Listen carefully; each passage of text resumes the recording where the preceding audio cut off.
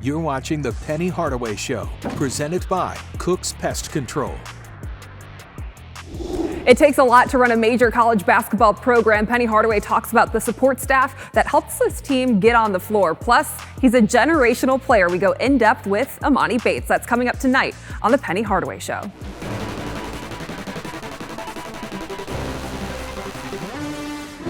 The game is on. The Penny Hardaway Show is presented by Cook's Pest Control. You don't have to live with pests. Call Cook's Pest Control and get a free quote today. Conway Services, the official HVAC partner of Tiger Athletics. Tiger Bookstore, the official merchandiser for Tiger Athletics. AutoZone, when you've got car trouble, you want help from number one. Get in the zone, AutoZone. And is supported by your Memphis area Toyota dealers. Every week we learn a little bit more about our Memphis Tigers. Hi everybody, I'm Dave Woloshin. And I'm Cassie Carlson. This week it was from SMU and Tulsa. Let's take a look. Only 8 scholarship players available for Memphis as they host SMU in an AAC matchup. The Tigers needing a quad 1 win in the worst way, but instead it turns into what Penny Hardaway called one of the worst games they played all year. The Tigers turned it over 6 times in the first 4 minutes against the Mustangs and ice cold on offense. The U of M held scoreless for the first 6 minutes. Malcolm Dandridge finally ending the drought, getting the hoop in the paint. However, the three's not there either for Memphis. The U of M going 0 for 6 from beyond the arc in the first half. Luckily, SMU, a team that typically makes a bunch of threes, averaging 10 makes a game, only splashed 2 in the first as well, but they were working down low and finding their way with ease. The Ponies race out to a 16-2 lead. Memphis cuts it to a 2-point game late in the second, but SMU pulls away to win it 70-62. So the Sunday matinee at Tulsa, only 7 scholarship players available, and this one with Jalen Duren out with a hand injury, but the Tigers do get Chandler Lawson back. Tigers down 13 at half. Second half, Memphis looks like a different team as Amani Bates sets the tone with the 3. Down 10, Tyler Harris pulls up from the wing to drain another triple. Then Alex Lomax beats Bates on the backdoor cut. Tigers down 4. Harris on the fast break lets Amani Bates finish the job at the rim, down only 2. Josh Minot makes the move to the bucket and 1 for a 3-point play to get Memphis within 1. Tigers up 3 with 2:30 to play. Harris hesitation 3. That shot was working for him all night. 6 threes for the walk-on. Memphis up 2, 13 on the clock. Tulsa with the ball, and the Tigers defense doesn't let the Golden Hurricane get a shot up. The Tigers come back from down 15 to beat Tulsa 83-81 and snap a 3-game skid. This week's outstanding performance goes to Tyler Harris, combining for 41 points this week, 17 against SMU and 24 at Tulsa. And the Defensive Player of the Week goes to Alex Lomax. After missing 9 games with an ankle injury, he returned to the lineup and contributed 5 steals for the Tigers. Coach, it used to be in the old days, like there were 6 guys on staff when you were a player. We just counted 16 guys. You've got a staff that I think has every angle covered. Yeah, well, it's needed in today's game, honestly. I think we have one of the smallest staffs in the country, looking at all the other teams, but every person that I have on staff is definitely needed. You brought back your old teammate, Dwight Boyd, and you gave him a great title. I love it. Chief of Staff. He's the guy that oversees the entire building, make sure everybody has what they need to have, and if they have any questions for me or if he can fix anything, then he's the guy to call on, for sure. How about the importance of having a Dobo like Rodney Hamilton for taking care of all the logistics? Yeah, and then they have a hometown guy also. I tried to get as many people from the city that were capable of doing their jobs, and Rodney does an unbelievable job just handling everything for us and in a professional manner, for sure.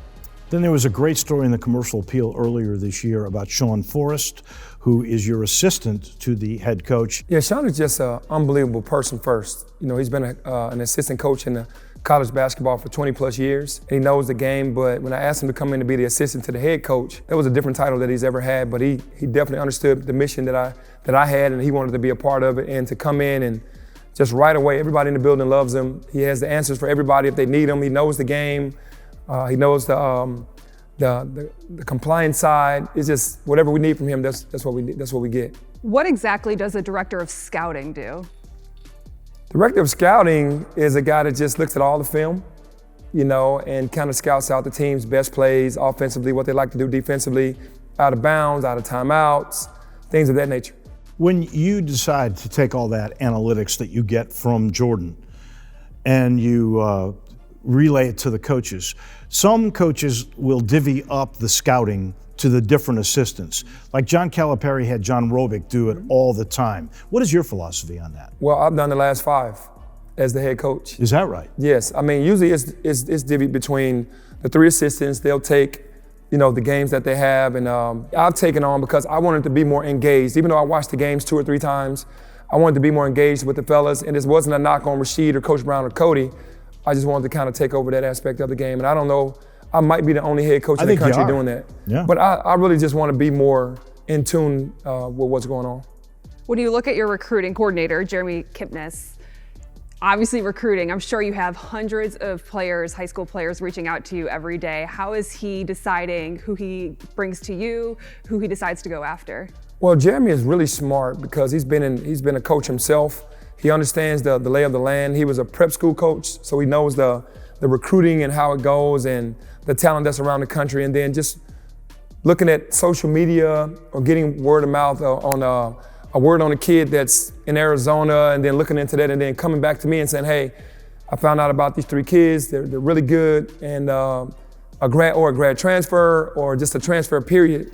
So, to me, when they go in the portal or something's happening, he's always on top of it. He knows a ton of people around the country. You made a change with strength coach. Rob Hornet came in, looks like he's 15 years old, young guy, but he really knows his stuff. Yeah, no, Rob, military background, which really intrigued me because I wanted to be more about the discipline side of it and the hard work and the accountability and everything that comes along with that. And he does a phenomenal job with the guys, and he earned his respect on the first day, and the guys really love him. The importance of a training staff to keep these guys healthy, how important is that? Yeah, it's so important. When I look at our training staff, not only a trainer, but you have therapists as well to try to get the guys back out on the court. Any injuries, bar them being major, we're trying to get the guys back on the court, not force, but to get them feeling well and better faster than we would if we didn't have those guys. So to have 3 guys doing that is better than just having a trainer by himself. And like Kevin Olds, who's now doing that stuff with all the massages and the stretching before the games. I know that's something you learned in your NBA background, right? Yeah, well, I mean, nowadays you have to really take care of your players. We don't have load management in college. So the guys are pounding their bodies with weights and with practice and with games. They need to be feeling, even if it's just maintenance and recovery, we can do that as well. So yeah, it's great to have those guys on board. What exactly do the grad assistants do on the staff? What don't they do? Yeah. I mean, they do everything. They unload the bus, they load the bus, they unload the plane, they load the plane. They're here to learn from the coaching staff and everything that they can learn because they obviously want to be coaches, but they do everything. You've got all the physical stuff taken care of. Now we got to get spiritual, and you have Stephen Brown, who's just a delightful guy. Yeah, Stephen Brown is our chaplain, the pastor at Light of Glory International Church.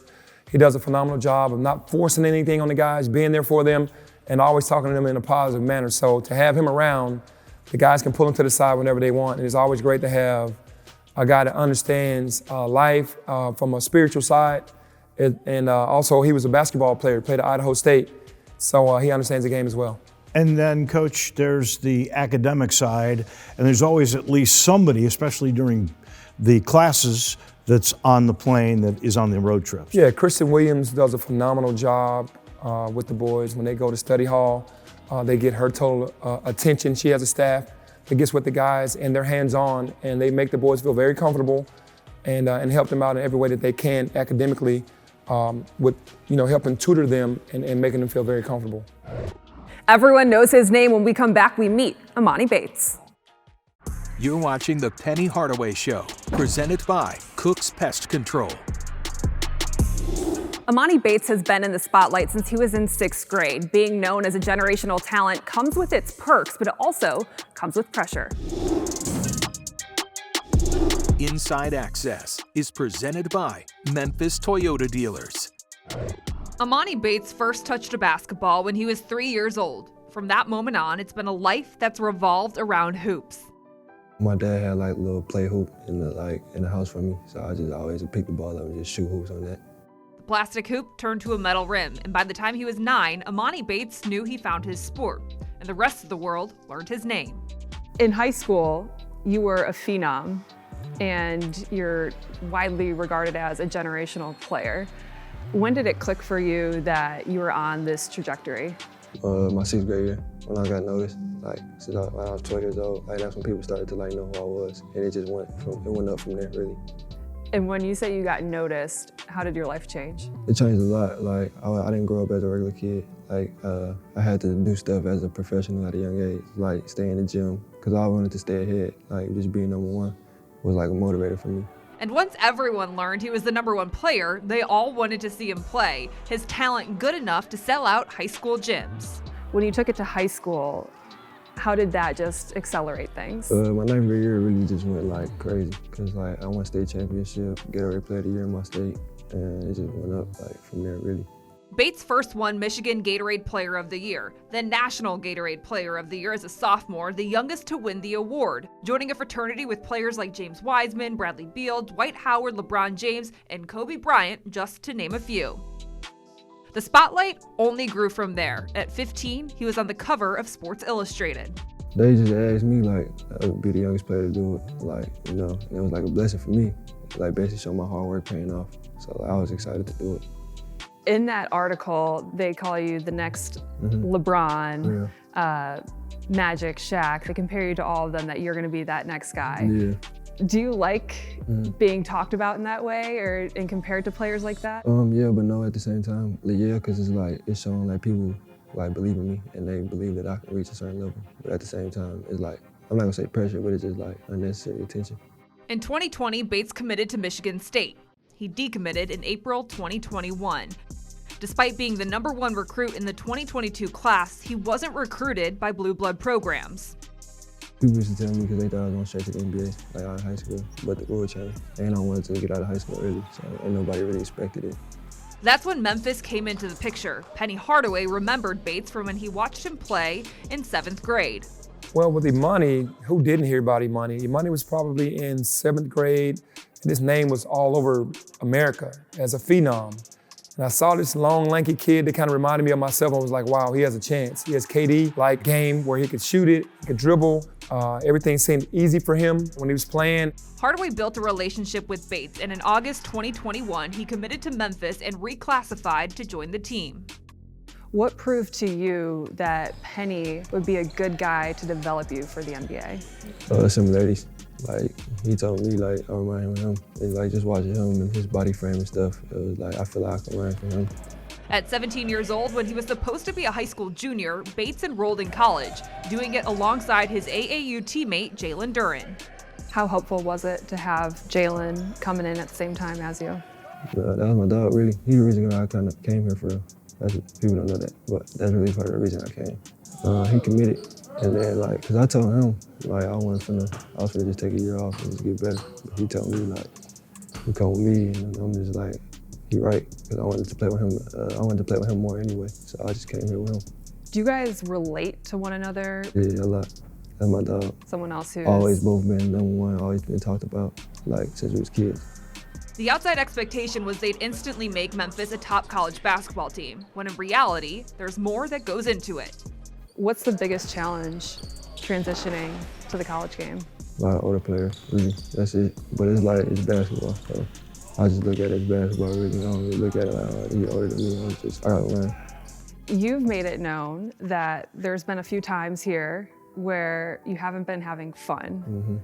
How much pressure do you feel every day and every game because of your name and what people expect of you? I say a lot, but at the same time, it's like, I feel joy too, because I know people like genuinely want to see me do good. But it's like, there's a lot of stuff that people don't know about that go on too. Early in the season, Bates went to Hardaway and told him he didn't want to play anymore. Yeah, I mean, that's just a part of just being who he is. It's not fair because he's been thrusted into an area where they put him, on this pedestal, and then every time he messes up, I mean, he deserves it because he works so hard. He's the best 17-year-old in the world to me. But when he works so hard and then to be torn down by people who praise them, sometimes you just don't understand that, and that's not fun. And that's just part of learning and understanding that that's life, and this is only gonna make him better. What did he tell you? Really, he just wanted to make sure I was straight, like really, like happy, just make sure I was happy, like mentally. Because like if you're not happy mentally, you can't play basketball. So he just wanted to make sure I was straight mentally, but I told him I needed a break. A break for Bates means getting off social media, spending time with his family who moved to Memphis with him, and connecting with his network of supporters in the NBA who've been in his shoes before. Who do you turn to the most when you need advice? John Morant and DeJounte Murray. Like, just big brother, really. And Miles Bridges.